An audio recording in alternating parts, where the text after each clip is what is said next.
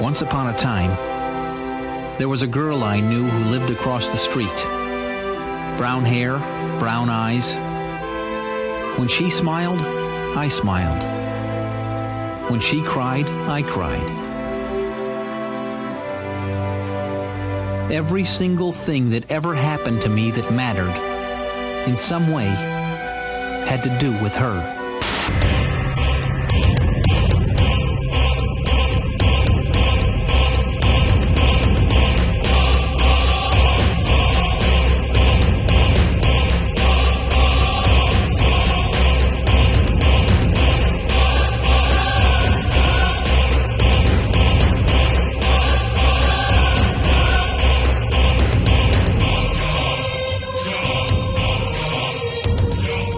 Welcome back to Vox Popcast, the weekly pseudo-academic roundtable of pop culture analysis with drinking and swearing. My name is Christopher Maverick, but you can call me Mav, and I am once again here with my co-host, Wayne Wise. How's it going, Wayne? How are you, Mav? I'm doing good. It's less cold than it was last time. Yeah. It's snowing, so I just jinxed that, but it's theoretically better.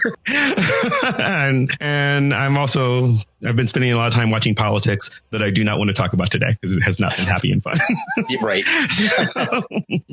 But other than that, I'm doing all right. And last week we talked about one of our earliest ideas for the show. And we said we'd been working on it for years. Yeah. And this week I thought we'd go the opposite way and talk about something that we just came up with, like in random conversation. Like a week and a half ago. Yeah. Like a week and a half ago. That's right. Because that's how this show works.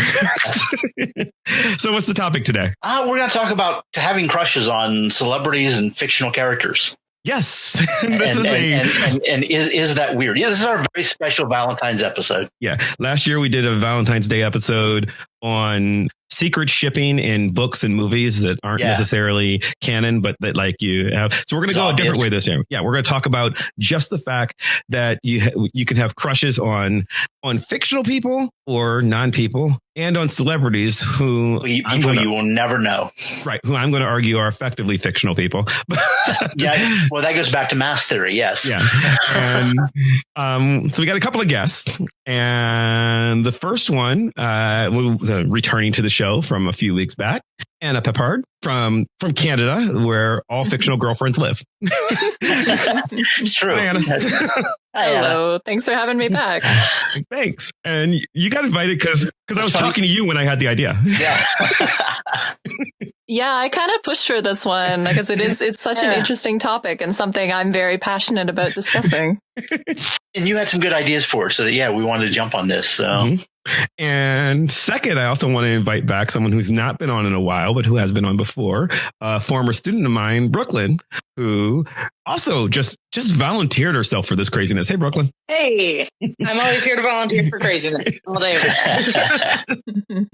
And Brooklyn, when she read the blog, she like texted me and she's like, "Oh, I have lots of fictional crushes." I literally can't name a TV show that I watched without being like, yeah, I could marry half the cast. Like that never happened. Oh, you have not married a fictional person yet. Haven't made it that far, no. Keep your dreams alive. You can do anything you set your mind to. So. I don't think I've ever watched a show that I've been really into where having a crush on one of the characters hasn't been like one of the top 3 motivating factors. I probably have, but I mean, for shows I'm really into, yes, certainly.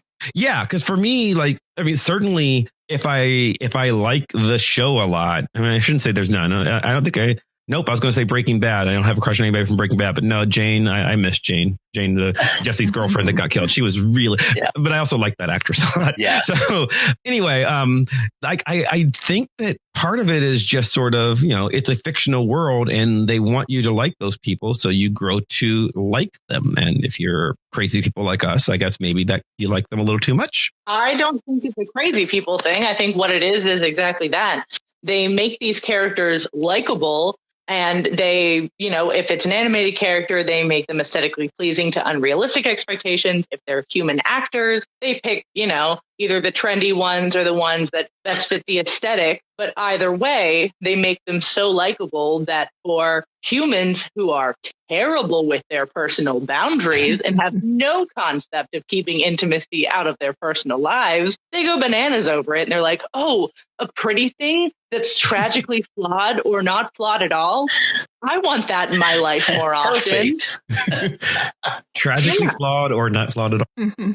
Yeah, you can't be balanced. You can't be like a little flawed. Like you either have to be like the perfect character or you have to be so absolutely twisted that everyone's obsessed with you, aka that show Shameless that I refuse to watch that the internet drools over all the time. Yeah, I don't know. I think that there is a difference between the way, because I don't know. I think that we have this assumption, especially in this era of like sort of the mainstreaming of geekdom and like peak TV, that we think everybody watches things fanishly, but I'm not sure if that's true. Like, I'm not sure if the majority of people crush heavily on characters or whether it's just sort of like, yeah, I like looking at attractive people, but are they really going on like, well, I mean, what I used to do when I was a teenager was, go on news groups and like discuss the actor in question, right? And do all of these kind of obsessive things. And I'd be curious to know whether a majority of people do that, because I would suspect not, but I'm not sure about that. I would think that people are split. Either they obsess over fictional characters or they obsess over celebrities. Some people do both. That's But true. I don't think there's a person out there that I've ever met who doesn't have some type of romantic or sexual feelings for an unattainable person. And that's part of the draw, is the fact that it's unattainable. Yeah, for sure. There's a safety in that distance. It's I can crush heavily on this person who I will never in any circumstances meet in real life and actually have a conversation with. So it's safe. That's why I said you can just assume like, well, of course they would love me if they knew me, but they never will. So right. And to the extent where I said, I think that there are the celebrities are essentially fictional characters. I mean, as far as I'm concerned, I mentioned the biggest one that I could think of from my childhood is, I said, Danica McKellar. Though, to be fair, as a child, as a 13-year-old, I had a crush on Winnie Cooper, not Danica McKellar. Yeah. And Winnie Cooper is not a real person. And I knew that. Like, I wasn't stupid.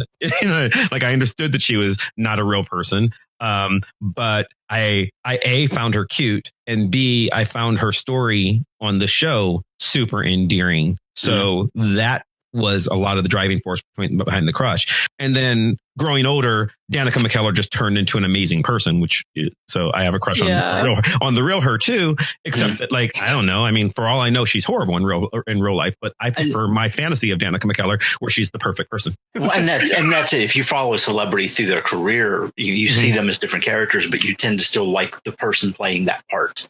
Right. Well, and part of like the star quality of characters, like in the way that an academic like Richard Dyer talks about stars and his eponymous book Stars, that they have a star text, right? And when you are a fan of their character, you tend to, like, all of their works tend to become imbued with that star text. So you can kind of create a coherent person who's not the real person, but is still based on like an iconic character of that person is played. Johnny Depp. Yeah. Well, because I have like a huge crush on like Sonny Crockett from Miami Vice, but not Don Johnson. I've watched a ton of Don Johnson things just to like further that crush, but real life Don Johnson, like, I would not even want to be in the same room with him. And yet his star text, I have like spent a lot of work on. Yeah. That's exactly how I am with Skeet Ulrich, is I like look at the majority of the characters he plays and I'm like, this guy is great. Like, every age from the mid 1990s all the way up to 2020, like 10 out of 10. And then I see interviews with him and I'm like, no. Go back to your typecasting, please, and thank you. And yet, like, I mean, with your Winnie Cooper example, we do a thing, too, where we do want them to be that character. Like, I always have this hope, like, every year that goes by, because Don Johnson's had about, like, 15 comebacks. And, his most recent one was, like, in Knives Out, where, I wasn't sure which character character I played, but I figured what character he played, but I figured it was the racist. Spoilers. But wow, I didn't notice he did both Knives Out and Watchmen last year and was the racist in both of them. Oh, I see. I didn't even know he was in Watchmen because I hadn't watched it yet. But that gives me another reason. But yeah, I mean, well, that's kind of been what he's been doing in recent years. But every time he has a comeback, I'm like, maybe this time he's going to be more self-conscious about his career and he's going to be like fun and not like self-serious and think that he's like a legitimate actor. But he never gets it. He never, ever gets it. So you should crush on Winnie Cooper instead, because like basically as an adult, Danica plays essentially endearing Hallmark characters who are exactly Winnie Cooper, and then she goes and does math. I thought she was a mathematician. I thought that was true. She's a mathematician and Hallmark movie actress. Yeah, that's amazing. That's what she does. She posts cute things about her kids on Twitter. What was that? About celebrity crushes is that there are two very different kinds of celebrity crushes. There's the ignorance is bliss celebrity crush, where you're just kind of obsessed with their character or like their pictures on Instagram and you know nothing about their personal life. Or there's you know what they do outside of their acting career, you know everything that they're in. And those are two very different kinds of celebrity crush, because I think the one indulges a little bit more in the fantasy of a potential future with that person. It's more like, oh, well, outside of their acting career, they like math and I like math. Whereas the other one is just like, wow, look at this pretty thing. It's like a piece of artwork that I'll never see in person. Yeah, but I don't even like math. I just like that she likes it. I mean, I don't hate math, but like she's clearly better at it than I am. You know, it's like, and it's just like, oh, you're Winnie Cooper and you're smart. That's pretty much. it feeds into the story about her that you've kind of built up for yourself in a way. Yeah, absolutely. I mean, she's going to hear this show, listen to it, fall in love with me, and then, we're going to run away together. That's how that's going to work. I mean, obviously. I'm honestly rooting for you. Thank you. And I will honestly say I don't want any of my fictional crushes to actually like run away with me or even like have sex with me. They're like, I fantasize about them in a romantic way that's story based. But like, I don't fantasize after that. Like that real part of it is like always very missing for me. But I don't know. It would ruin it. And I think I thought about this earlier. I think this is a good place to talk about just defining what crush is, because to me it doesn't necessarily imply sexual attraction. No. I had this conversation with a friend years ago, and we were both very similar, just that we meet people in our real life and we described it as having a crush on this person. And it's just very much about, we meet someone new, they're dynamic, they're exciting, and there's that getting to know someone. And we just kind of feel a little bit in love with that person for that short period of time. That's more adoration than a crush. Yeah, and it has nothing to do with wanting to date them or sleep with them or anything like that. Just really we use the word crush to describe just that feeling of, boy, right now I'm just really into this really cool new person. And I think some of that ties into the fictional and the celebrities as well. It doesn't necessarily, what I'm feeling here isn't I want to marry this person and have their babies. It just they have no faults. Yeah, right. But admiring the qualities, whatever we perceive in them that we like. Yeah, I think that tends to fall into adoration and admiration in terms of like a starry-eyed from a distance or a platonic enjoyment of that person. I think crush is whenever you do kind of have those either romantic and or sexual undertones in the dynamic that you've created in your own head. And I think that has a lot to do with how you react to that person in terms of, are you going out of your way to seek more information about them or more content with them in it? Are you going out of your way to bring them up in conversations that paint them as a fantasy, or are you having genuine conversation about more the structure of that person or of that character? Like, I think that's kind of where those very, very blurry and crooked lines lay. I do both of those things with David Bowie. I will talk very analytically about Bowie's lyrics and the characters he created, whatever. But he's dreamy. Well, I mean, I usually have written academically about most of like the things that I like have crushes related to, but I do avoid most of the time talking about specific characters. Like, I've never written academically about Daredevil, who's like my all-time crush superhero, because I absolutely can't write about him objectively. Mm-hmm. But, you know, I've done a bunch of stuff on Lois and Clark lately and talking about Dean Cain, who was one of my ultimate teenage crushes, although Terry Hatcher is also a crush of mine, so I'm kind of warring between the two of them. But Dean Cain, another disappointing in real life crush of mine. Yeah, I tended to fall away from celebrity crushes. And for me, I have a very strange dynamic with celebrities in general. My father and my mother are both in the entertainment business. Now, they're not in LA. They're not working on, you know, crazy, huge projects as the main characters, but they were literally like background extras in movies that were on the TV in my home, or they worked on sets with, you know, with actors that I loved growing up. They'd be like, oh yeah, like I met this person, or I worked with this person, or I taught this person a skill, or, oh, my buddy went to lunch with him 2 weeks ago. So for me, there was too much reality to really develop celebrity crushes. They were too humanized for me to put in crush, because then I felt like I was doing myself or doing them a disservice by creating some expectation for them. So for me, I was constantly like flaunting over characters, whether they be characters played by real actors or the entire Teen Titans for my age 5 through age 15, you know? Well, I mean, it's funny the way like our language is getting so tangled already, because I mean, I'm saying Dean Cain, but I really specifically have a crush on like his portrayal of Superman Clark Kent in Lois and Clark, but then I just say Dean Cain instead, even though I don't have a crush on him in anything else he's been in. It's really just that one role. Mm-hmm. So it's so confusing. But yeah, that's really interesting about, like I have a little bit of what you're talking about, I think, with athletes, because I was an athlete.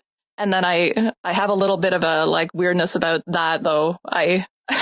Being that I'm a white girl, I think that there's weird stuff. I had a sibling that was an athlete, like a national athlete. Like that to me was weird. Just like, what if they were friends? That's creepy. Yeah, exactly. Well, I mean, I definitely have that with the whole. I could never, ever, ever have a crush on a professor because my father is a professor. So that gets us into creepy territory. But I mean, it's basically what you're talking about, right? Like having too much of a personal thing. Well, I'm wondering then, like how. So we use the word crush here. That's how we titled this episode, and we're talking about be we talking about Johnny Depp or Dean Cain, or we're talking about Clark Kent or Winnie Cooper, fictional characters or real characters. But is it the same thing as a crush on the cute girl or boy who lives across the street, or a crush on I'm not someone that you meet with the explicit, like sometimes you meet people on a dating app or something. You meet somebody on Tinder, you meet somebody in a singles bar, and that's definitely okay, I'm taking an active interest in you because this is a dating kind of scenario. Or there's also the thing where, oh, wow, the barista is really cute, like that. I think of that as a crush, whether I'm intending to follow through on it or not. If you don't know them, if you don't know them at all, you can fictionalize them. Right. Exactly. You can romanticize the living daylights out of that person.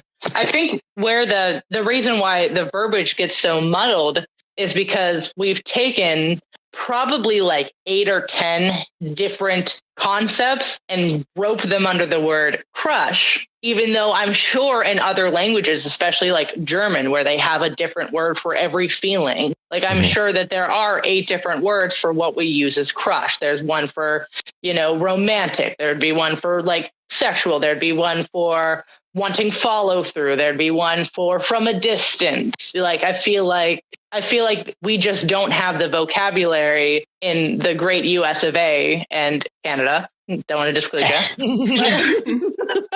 I feel like that vocabulary just hasn't been built in a descriptive enough manner for us to not sound like idiots when we're saying things like, yeah, I have a crush on this person, but I don't have a crush on them because I have a crush on their character, but like not them, but also them.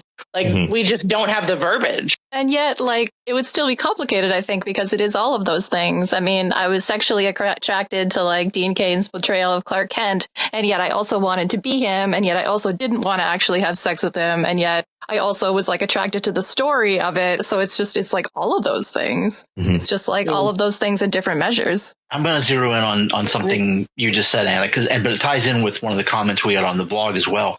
That idea of wanting to be him, that projecting yourself into these characters. One of the comments on our blog from an old friend of mine, Anne, talked about identifying with these characters, having crushes on characters. She was very specific about some anime and manga characters. Yeah, I did read her comment, but yeah, tell us about it. But just that idea of she crushed on these characters, to use the terminology, but a big part of it was wanting to be those characters, to whether it was cosplay or just to project yourself into these characters because there were qualities about that person she wanted to embody. So in that case, is it crushing on the character, or are you crushing on qualities that you either see in yourself or don't see in yourself but want to? It gives you permission to, like any cosplay, gives you permission, live vicariously, to explore these feelings, these ideas through another character. And in some ways, you crush on them, you fall in love with this character because they are exhibiting qualities that you want to have yourself. There's actually a very hilarious term for that a lot of women in the LGBTQ community use quite frequently, which is wife goals, life goals. I either want to marry them or I want to be exactly like them. And that is a term that I use probably once a day. Only once? Honestly, because I'll look at characters or celebrities or real people and I'll blatantly be like, they are wife goals, life goals. I either want to be with that person all the time, or I want to transform myself into their aesthetic or into their confidence or into their storyline. So that is absolutely like a concept that I feel like a lot of women in the LGBTQ community can relate to, because there's this constant struggle of like, am I attracted to this person or am I envious? Do I want to live vicariously through them? Do I want to try to be more like them in reality, or do I just kind of not have my brain figured out for how I'm for listeners who haven't heard Brooklyn on the show before, she is specifically speaking about Harley Quinn right now, just so you know. So we've moved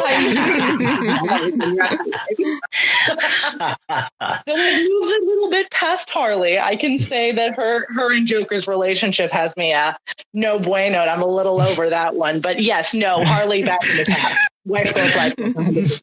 Margot looks amazing in the movie, though I haven't seen it yet. It's good. I liked it. It's not doing well, but it's good. Yeah, I know.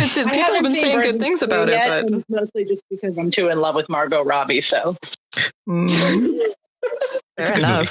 We'll probably talk about it in a couple of weeks, but it is definitely a good movie that is being marketed poorly. It is a very good Harley Quinn movie. There's no Joker in it. Well, there's very limited. You see the back of his head. It's not a Joker movie for me. I actually don't. So the Joker is a fascinating example for me, because unlike most of the examples we've talked about, I have had a huge crush on Jared Leto, but his portrayal of the Joker made me both dislike the Joker and him as that character. Like, I'd rather follow actual Jared Leto than Mr. Gangster Joker creepy dude with too many gang members. Yeah, I have to say, like, some of the Jared Leto's a hard one for me, too, because, I mean, he was one of my uber crushes as a teenager from my so-called life and, was part of, like, my sexual awakening. So there's been such a, like, fandom backlash against him just as a person in general. And then I always find that really tough, because I'm like, I'm always going to have that kind of loyalty to him as, like, someone who meant something to me in that time of my life. And I find myself being a defender of his, even though I don't care. Like, I don't have any loyalty to him beyond that one part. And yet, I don't know. And yet he still means something to me. So like, I find myself defending him. Well, one of the people I mentioned in the blog entry, the rock and roll crushes, when I was 16, 17, I saw the cover of the albums of the Runaways. And I knew nothing about them, but that cute blonde singer Cherie Curry was just, I had a crush on her at the time, and then she fell off the face of the map. Really, she's had a resurgence. She's recorded stuff in the last few years. I saw her live in San Francisco 3 or 4 years ago. Met her after the show. I have pictures. You and the other 7 people at the concert. Yes. Yeah. Well, yeah. No, it was actually a fairly full, small bar. She did a national tour. She played the Hard Rock here in Pittsburgh. About 6 months later, I saw her again. And I read her autobiography, and she had a horrible life of abuse and substance abuse and this sort of thing. And so I'm empathetic toward her. And there was that meeting her was really neat, because here's someone I had this crush on back in the day and whatever. And, I follow her on Facebook and stuff, and boy, are we different politically. Always disappointing. Yeah. In ways that would be really incompatible. But I'm still glad I met her. I still, I still have those remnants of that teenage crush on this person who, a tremendous distance and always was. That's what gets back to that narcissism of crushes, right? Like, I mean, the way you feel about her, the way I feel about Jared Leto is more about me than it is about them. So like when we're nostalgic for that feeling, for that crush, for that person, it's really about being nostalgic for a past version of ourselves. Yes, very much so. I have the same thing with a lot of fictional characters, especially in books. I found this more in books than I did in anything else, like even past comics, is I would infuse the characters that I was liking, and I would match them with whoever I was genuinely interested in my real life. I would try to piece them together like some weird abstract puzzle and be like, see, they're the same person. Edward from Twilight is the kid in my 6th grade class. Can't you tell? Like, it was just very strange. As an example of that real life stuff, back early 80s, I met I was visiting friends in Florida. I met a girl there, a Japanese foreign exchange student, who I had a tremendous crush on. And just into the story, nothing ever happened because we were thousands of miles apart, and she moved back to Japan and whatever. We corresponded for a number of years, but I was meeting her and interacting with her right at the same time that Wolverine was meeting Mariko in the X-Men books. Yeah, like the last issue of the Wolverine miniseries came out. The week was the last time I ever saw her. So there was just this tremendous overlap in my brain of, this character I'm reading and really enjoying in comics, and his love for this beautiful Japanese woman. And I just met a beautiful Japanese woman, And I know that played a part in my perception of that entire real life experience. Like I was connecting it to this thing I was reading in comics that I was enjoying. And even at the time, the weird synchronicity of that just felt kind of magical. So there's a story I know Wayne's read the book because I lent it to him, and I know Brooklyn's read part of the books because I assigned it to her when she was a student, or she was supposed to have read part of the book. But this is there's an essay in a collection called "Last Night a Superhero Saved My Life" that talks about that exact scenario. The guy was talking about relating his high school girlfriend to Elektra from Daredevil for the exact same reason in an essay in that. I think that definitely happens. Well, there's a great short story by Jonathan Lethem, I think, in one of his short story collections, a story about Vision and the Scarlet Witch. And it's like this couple who's like so in love that like comes over to his house for parties that dress up as Vision and the Scarlet Witch, and he hates them so much, but they're so desperately in love. I think the story is just called The Vision, but I'll have to look it up. I don't know. I think that this all ties together with the thing I was saying before, where there's a difference between the crushes we have on real people versus fictional people. And in a lot of ways, the fictional people are better because they completely lack agency. They don't care about consent. They can't say no. Winnie Cooper. I mean, Danica McKellar, if I met her in real life, might hate me. Winnie Cooper, I literally can't meet in real life. She is a character that existed on television, and that was 20 something years ago. Like, she mostly exists in my head as this perfect, 13 to 18-year-old girl when I was 13 to 18 years old. So like that's where the crush exists for her. In the same way, I think I mentioned in the blog that I'm in love with Audrey Hepburn. Audrey Hepburn's been dead for a very long time. Close to 30 years. Well, and yes. it's funny you mentioned her. I'm mostly in love with like Holly Golightly, right? Yeah. and Sabrina and several other Audrey characters. Side note, you know that I am a distant relative of George Peppard. Oh, that's awesome. I just saw Roman Holiday at Row House Theater around the corner on Monday on the big screen. Well, and it's funny you mentioned Audrey Hepburn. I don't think we've talked about this, Mav. She's one of the characters in the next issue of Chutzpah we're doing, the comic that I'm involved in that deals with Holocaust stuff. Mm-hmm. There's a really good biography of her that came out last spring by a Pittsburgh native, and I'm blanking on his name right now. I used it as research. She lived in Arnhem in the Netherlands during the war. Her parents were Nazi sympathizers at the beginning of the whole thing. She was a teenage girl who nearly starved to death in the midst of ongoing warfare for 6 months. Arnhem is the location of the famous movie A Bridge Too Far. Basically, Allied forces were attempting to capture this bridge to create a northern route into Europe, and it failed miserably. And she, her youth was surrounded by deprivation, and she worked as a courier for the resistance, carrying messages, and had this amazing, fascinating, really scary, dangerous life when she was 14 years old. And 8 years after the war, she wins an Oscar, as in this glamorous role. But yeah, all of this makes her far more interesting than she even was, right? and that's it. Like, I always thought, I'd seen. I was talking about. What's that? I said, talk about the tragic flaws I talked about before. You either have to be completely perfect or they have to be tragically flawed. They have to have either a depressing backstory, so that way they're relatable and we sympathize with them, and a little bit of it is pity and I could make their life better. A little bit of that hero complex comes in. You're like, man, I'm so mundane. I'm an upgrade from that crap.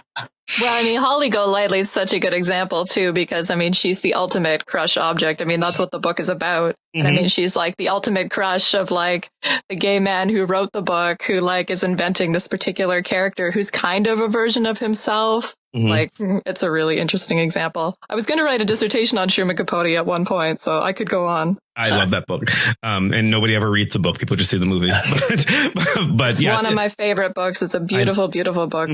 About his crush on Marilyn Monroe, his platonic crush on Marilyn Monroe. So, but I think that's, what he's doing, and he's got the benefit of the fact that he was a famous working author at the time, but he was essentially taking his real life relationship with a real life person and fictionalizing it to be what he wanted. And I think that in a way, that's what we're doing when, whether I'm crushing on Winnie Cooper or Danica McKellar or The Little Mermaid, right? Like all of these people that, that I had crushes on as a kid. I'm saying as a kid, as though, if Danica walked through the door right now, this broadcast ends immediately. So,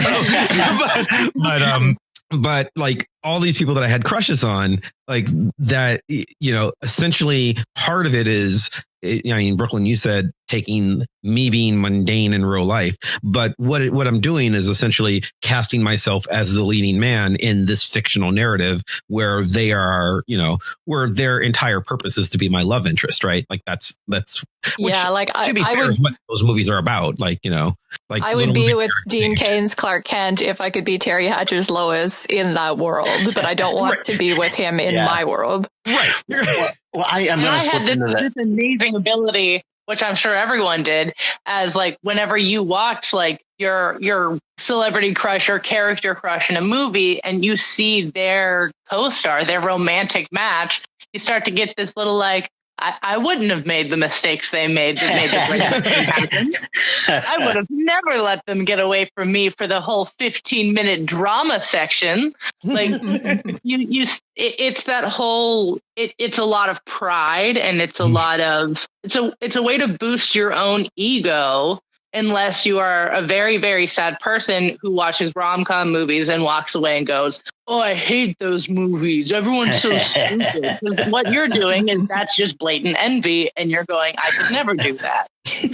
I think that there's something we should probably at least address a little bit is the dark side of this thing. You know, when the innocent crush on a celebrity becomes like real life stalking.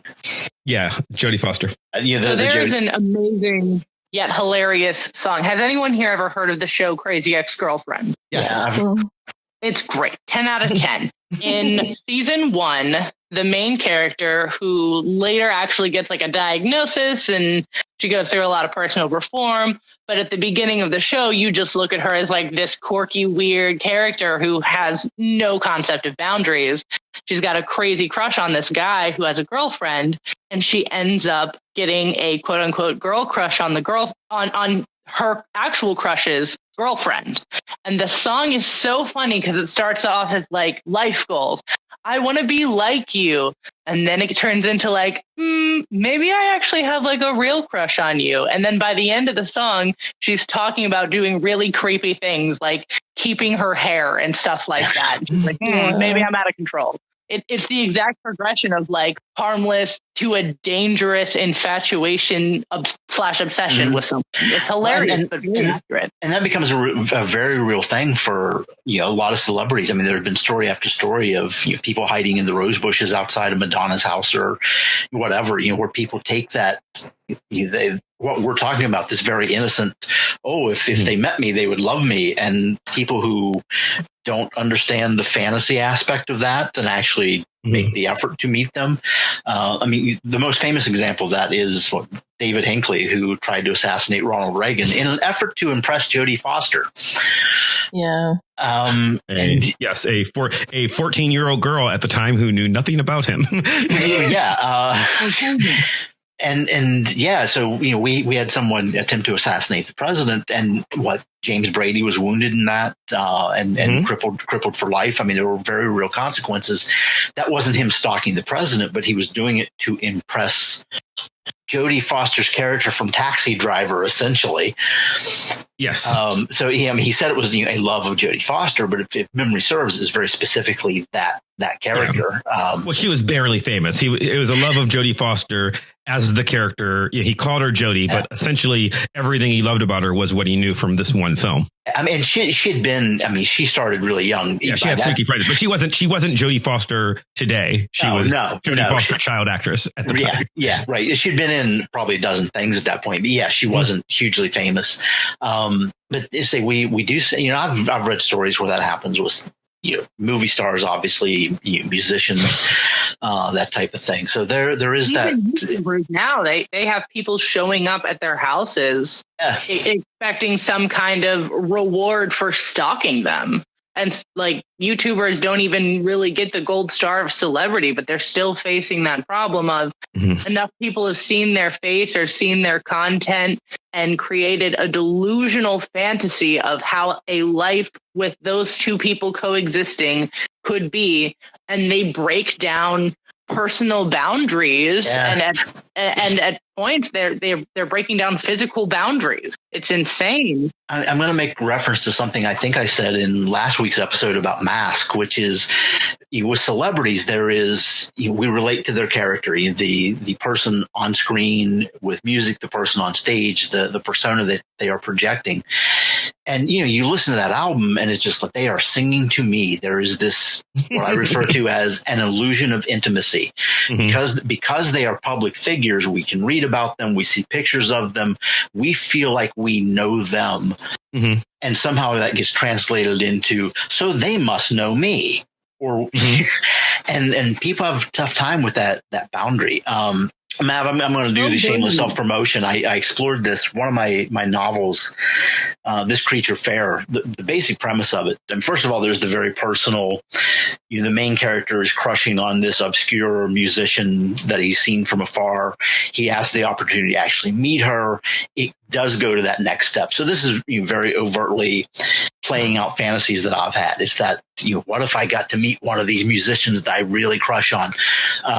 And the musician in the book is a mix of any number of different musicians that I've been fond of over the years. Since I write in a genre of horror and urban fantasy, it very quickly takes that dark turn of the basic premise of the story was, well, what if that celebrity starts stalking you? And then interesting twist. I like it. And then the dark turn is, what if they're not exactly human? So that's the premise of the book. So that's shameless self-promotion. Good plug. But the year I spent writing that, I really spent a lot of time thinking about that whole concept of obsession with a celebrity or the image of a celebrity, and what happens if you do actually meet these people. And I've met over the years writing music reviews and that sort of thing. I've met a number of people that I have admired from afar or had crushes on or whatever. And, for the most part, they're people. And it doesn't destroy the illusion or anything, but suddenly when they're just people, it does take away some of that magic. You're no longer in love with this image you have in your head. It's like, oh, there's a person.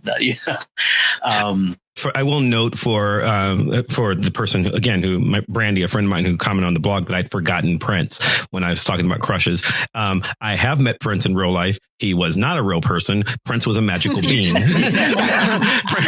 he's one of the exceptions to the rule.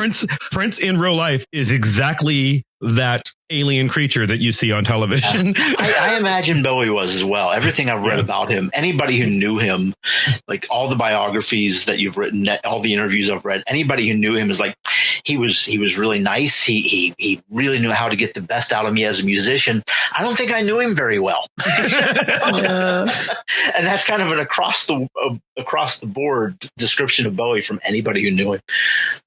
Well, I mean, one of the things that I think about a lot in terms of one of the potential dark side of crushes, and it's sort of related to what you're talking about, Wayne, except a little bit different, because even when it's just a fictional character, I consider my crushes useful in the sense that they often help me understand something about myself, like particularly when it's like teenage crushes and you're reading fan fiction or doing whatever, and that can help you understand kind of your gender identity and your sexuality and some really, can be particularly important for young women who have those things repressed by our society. But at the same time, I do encounter this thing where at what point is the obsession useful and at what point is it crossing over into something less useful? At one point, are you kind of spinning your tires and it just becomes about the obsession itself and it's not really doing something productive for you anymore? And that's something I've often struggled with when I'm sort of at the end of a fandom.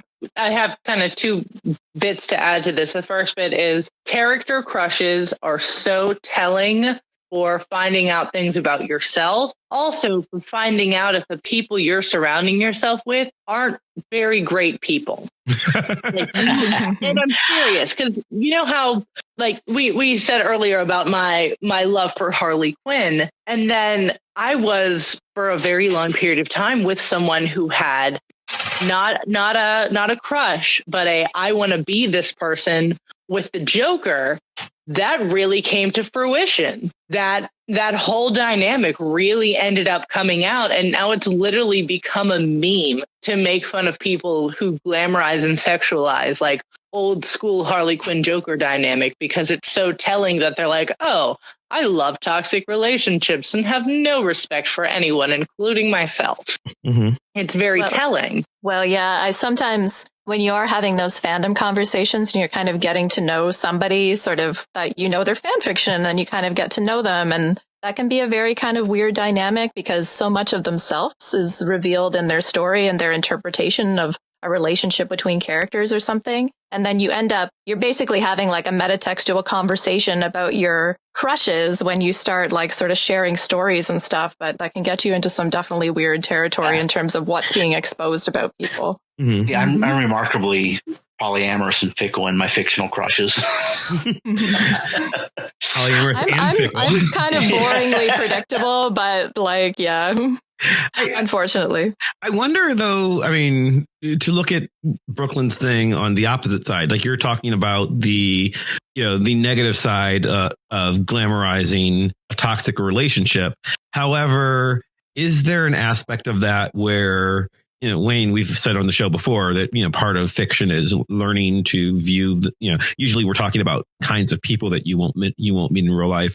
But is there a positive to the point that if you can look at the Joker relationship with Harley and say, this is not good, does that on some level help you examine your own relationships and say, wait a minute, I'm doing this too? I think it can. Absolutely. If you have the ability to remove yourself from the delusion and the fantasy of it, as we were talking about how like people go crazy over their celebrity crushes, that's that same kind of delusion. If you have enough self-analysis to detach yourself from a situation and analyze how are you reacting to it, or why are you obsessed with this person / relationship? If you have that ability to be self-reflective, then yes, it can be helpful. But if you lack that ability, that's when you get into creepy, stalky territory, or modeling your life relationships after terrible book and comic book characters. Mm-hmm. And I think that that's very similar to what I'm saying too, in terms of like, when is the obsession no longer useful? Right. Absolutely. Right. Because it's like, when is it helping you learn something about yourself and when is it not? Mm-hmm. When are you enabling yourself by fantasizing over a character in some manner? Mm-hmm. And like, Yeah, I mean, it absolutely. sounds like so stereotypical, but I mean, like, to what extent is like fantasy replacing reality, and to what extent is fantasy sort of informing reality, right? And that can be very different. Mm-hmm. Absolutely. I mean, I see a little bit of the stereotypical, but I think you're completely spot on with it and very accurate with it. Like, there are so many people that I know, because I work in a high school now, which is hysterical all in itself. There's so many high schoolers who, to them, things like stalking and obsession and creating yourself into either a character or the presentation of a person you see online, like those are all things that are generally positive to them. I had a student look at me one time and say, hey, like, tell me about yourself. And I was like, no, I'm good. I'm at my job. You wouldn't want people to ask you personal questions at your job. She's like, yes, I would. That means they like me. I was like, what? Hello? And well, I mean, it's probably not a simple answer, right? Because I'm just thinking this through. And one of the other comments that we talked about on the blog, Anna, you pointed out we mentioned it briefly here, being, having a crush on Bowie is all, there's the Bowie girl and being the Bowie girl, where you want to both be that person and crush on them. And like you mentioned, like ever so briefly here, that like part of that's about discovering your sexuality. But also, I think if you look at the part where you're looking at the Joker Harley relationship as part of it, sort of discovering things about your own relationship, I'm thinking about I have run into people who are the polite way to say this would be homophobic, but people who are you don't have to be polite about that. Vehemently anti-gay, people where I'm normally like, fuck you, like you're a horrible person, and then like I've seen people go on and on and on about fag this, fag that, anti this, anti that, and and you use the bathroom that you were assigned at birth, blah blah blah blah blah, and then be like, but I really like Bowie, or yes, but Prince rocks, like that is there is a point where, okay, at least there's a little bit of a crack in your armor here. Like there's something. I've actually heard back and I'm blanking on his name, lead singer of Judas Priest, Rob Halford, came out as gay. And, I remember hearing, so many of the fans of Judas Priest that were just that uber masculine, persona, whatever, no one knowing that all of the leather and studs and whatnot was signifiers of an underground gay scene. And I actually heard some uber masculine fans try to explain it away, that he was so overly masculine that there was no room for the feminine in his life at all.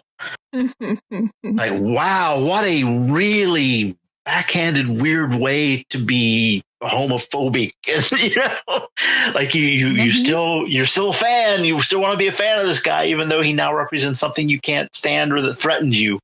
You somehow still have to justify it. People that are, I guess not both ways. I guess it's just in more entertaining ways than you think, because there are the people that are homophobic or transphobic and they follow LGBTQ musicians.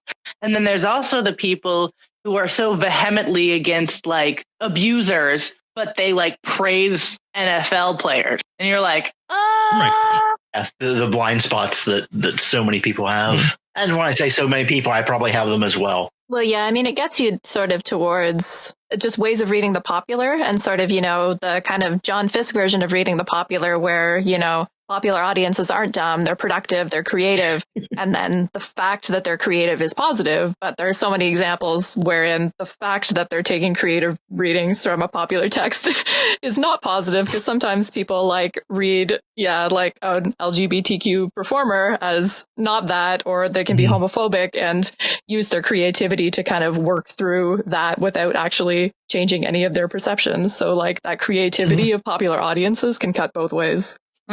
You could also go, there's a whole school of, cultural studies where we can look at the ways in which, I'm going to say the incel community right now demonizes anything that would be even remotely feminist because, oh my God, this is, and then, privileges the hypermasculine to such an extent that there's almost no way to read it except for latent homosexual urges. Like there's, going back, I wrote a whole blog a while ago about people essentially demonizing Captain Marvel, Brie Larson, and saying, "Oh, she can't act." And it's like she won an Oscar like literally 6 months ago. You might not like the movie, you might not like her politics. You can't say she can't act. She's literally the best actress in the world right now. But okay. And then I followed a thread. Never read the comments online. I do it so you don't have to. But I followed a thread where people were sitting there and arguing about how the problem with Brie Larson is that she can't be Captain Marvel because she has no ass. And in order to prove it, the person posted a picture of Brie Larson in her superhero costume next to Tom Holland in his superhero costume and talked about how much better Tom Holland's butt was than Brie Larson's. And I'm like, I'm okay if you really feel that, but what are you arguing here exactly? I think they're just arguing that Tom Holland's got a great butt. I don't know. I agree. Tom Holland has a great ass. However, I'm comfortable saying that. I don't think that's what you really mean to be saying, but it is. I mean, there's no other way to read it. You're essentially saying, I think he's hotter. And there's no. I mean, you could do definitely a whole podcast on people's expectations on what physically embodied superhero characters should look like, and the particular impossibility of that.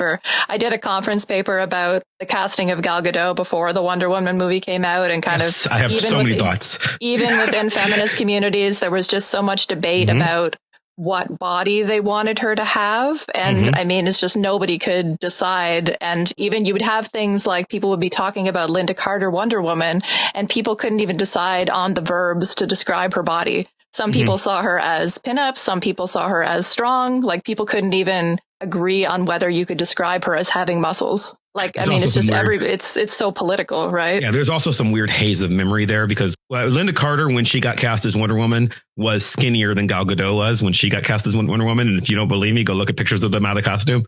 They had very similar backgrounds, except that Gal Gadot put up a picture of I showed them in your class. Yeah, and people were like, "Wait a minute, that's you don't necessarily remember it, but also Gal Gadot was like special forces military, like she can kick your ass." Yeah, okay, that was the thing. I vote 100% that you do an entire episode on superheroes from comic book translated into normal on-screen media and then recasting them 752 times, because I'm sure there's a lot of people with opinions, and I think that'd be an awesome episode.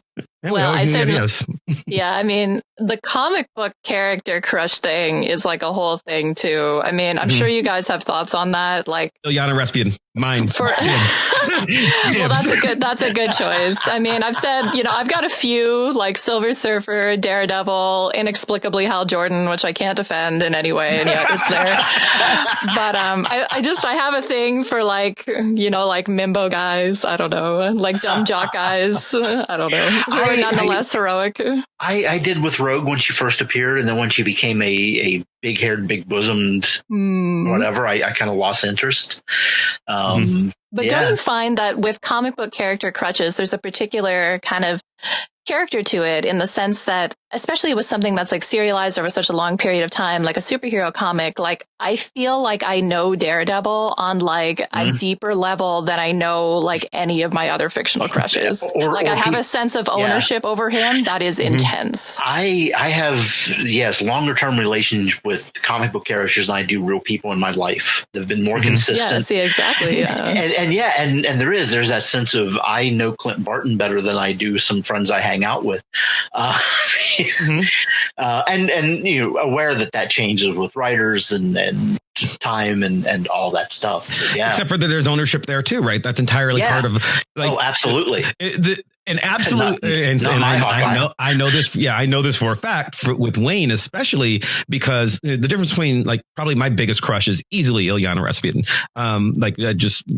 But like looking at you just at Clint Barton, I've heard Wayne complain about certain people's writing about Hawkeye, and what he really means is, you are not writing the story that's in my head. Stop making it hard for me to be in love with Hawkeye. I want to be in love with Hawkeye. Leave me alone. And you're not writing my Hawkeye. You're not writing exactly the person. Like, you've written something that makes it hard for me to fictionalize this person in my head the way I want them to be.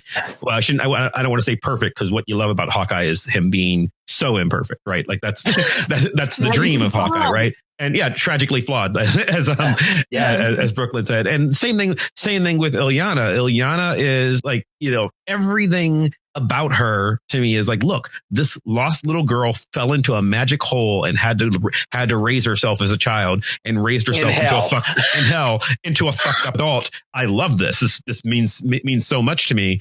And when people don't, and there's parts that, people have written stories about her that have made lots of sense to me, and then other people have written stories where they're like, I'm like, that's not how she would be. Yeah.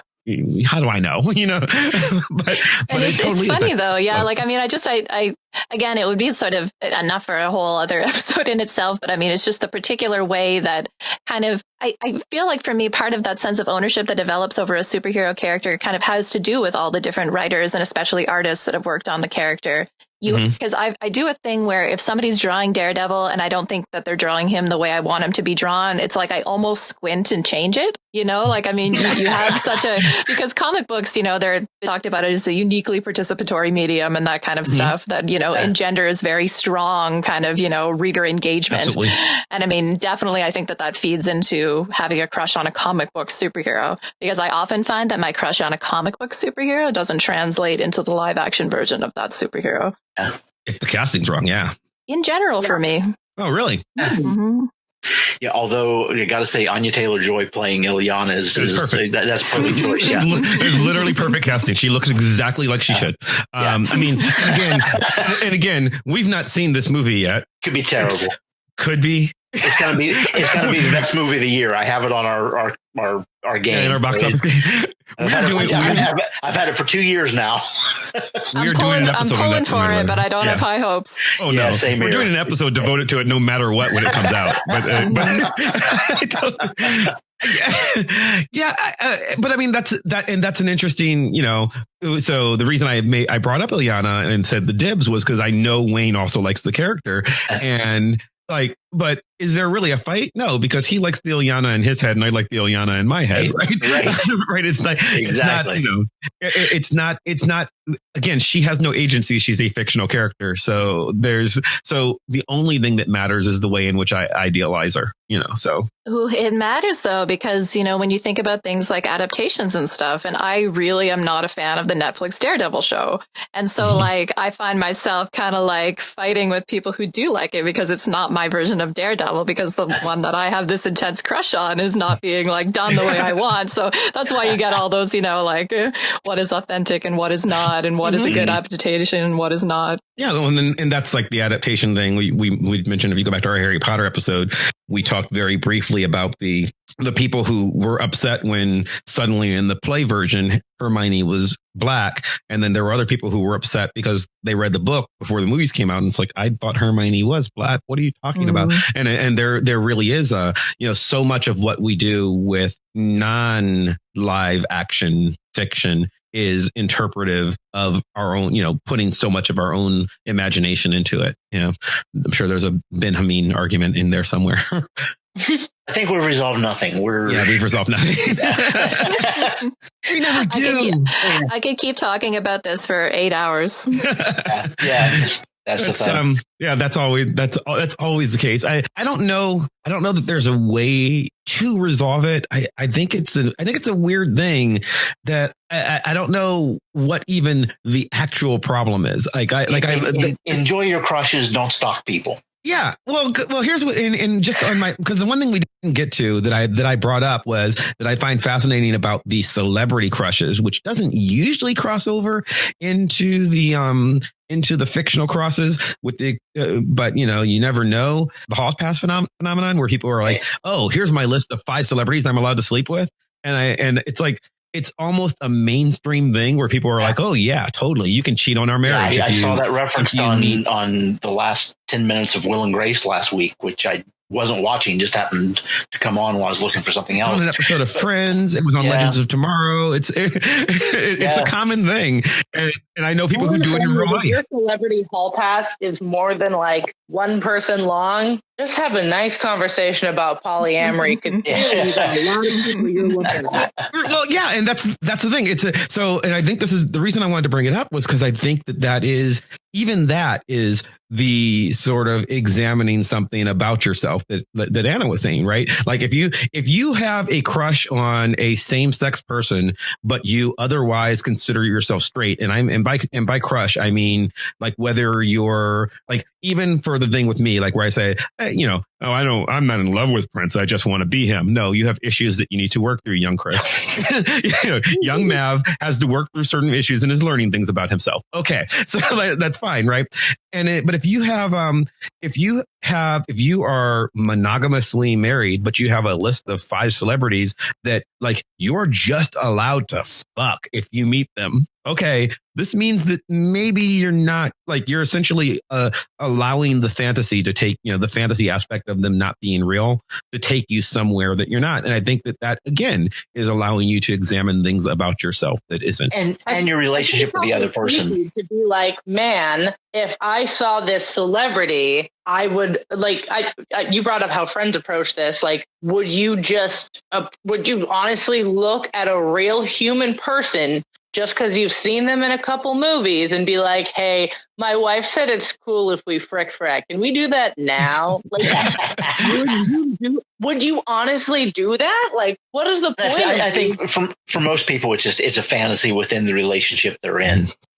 The only time that ever came up for me is when we were watching a movie, the group of like 10 people, and we're hanging out watching some movie at my house at some point, and it was a movie where they did the whole thing where I've got a list and my list is these 5 people, and after it was over, someone started the question of, well, who would be on your list? And I was like, I don't want to play this game, and it's like, oh, it's fun. So we're like, I picked Johnny Depp, I picked Britney Spears. So I literally picked the 5 women in the room. I was like, if I'm going to play this game, why play it this way? You're doing it wrong. So hall passes, people love to do that with their sexuality all the time. where like guy friends do it all the time. They'll be like, man, if I was into men, I'd totally hook up with my buddy Chad. And you're like, why don't you hook up with Chad then? Like, what are you talking about? Nothing's stopping you. So being in the position I'm in, where I am very comfortable in my sexuality, I get in these weird situations where people are like, oh, like, look at how weird and funny it is that these two guys hug so much. You should go hug up on that girl. And I'm like, no, I'm in a monogamous relationship, and that's a different game for me. And they're like, no, it's not. Gay isn't real. And I'm like, I don't like you. I don't know what to say.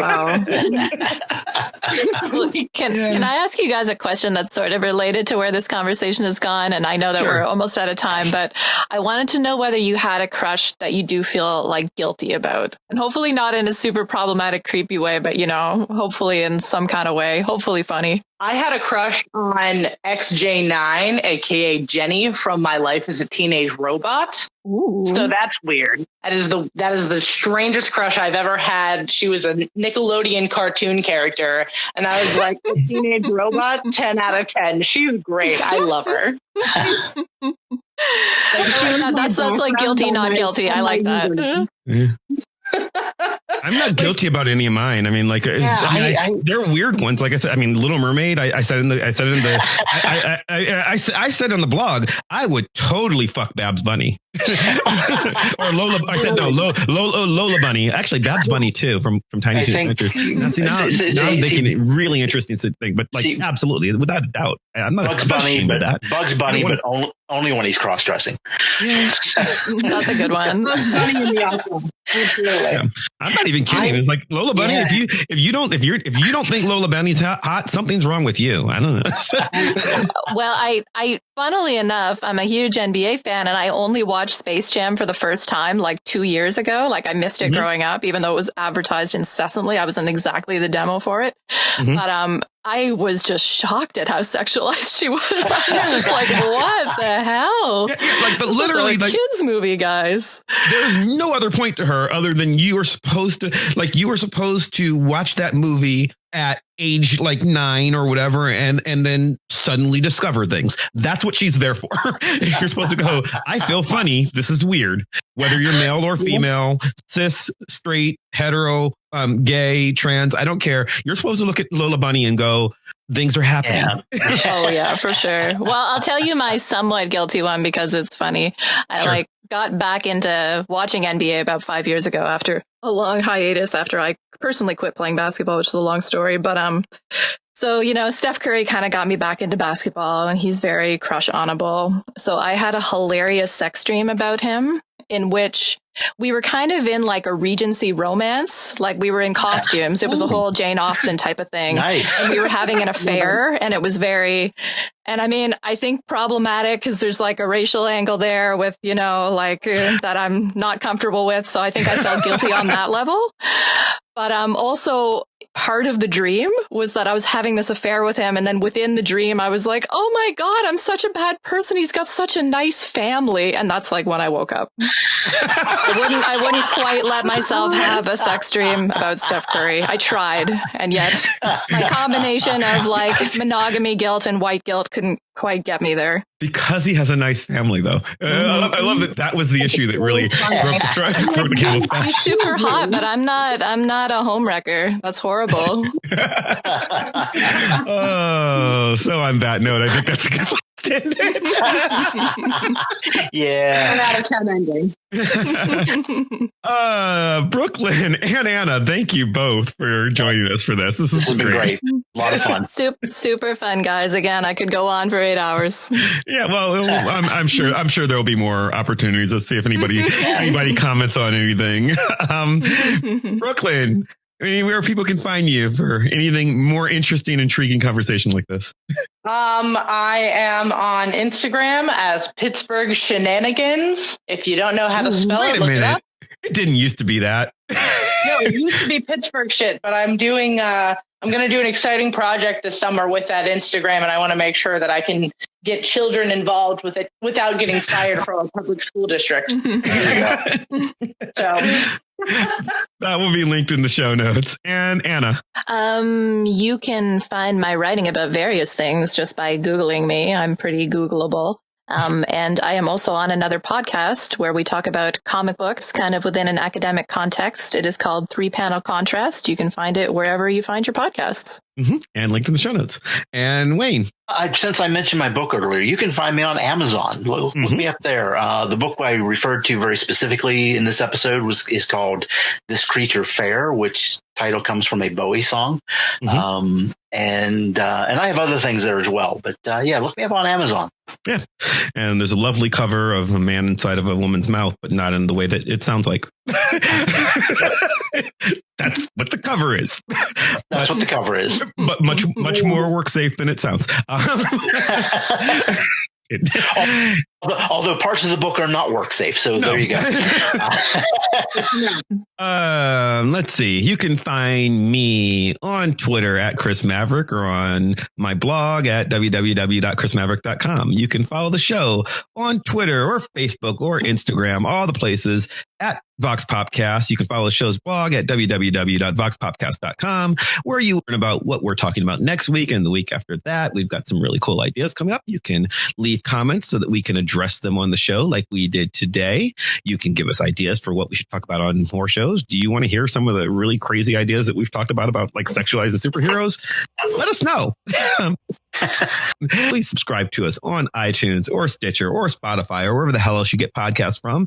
And do us a favor, leave us a 5-star review, especially on iTunes. If you leave us a review and write something that tweaks the algorithm, makes us more famous, helps other people find the show, and I will personally have a crush on you. That's right. I promise. That is a thing that I am willing to promise that I'll do, but you won't know that. You can just assume when you listen to the show, yeah, I'm talking to you. That's how that works. I would like to thank Maximilian of Thoughtform Music for our epic theme song, building ever so more epically and playing us out. I'd like to thank our guests once more for coming. I'd like to thank you for listening, and we'll see you next time. Bye.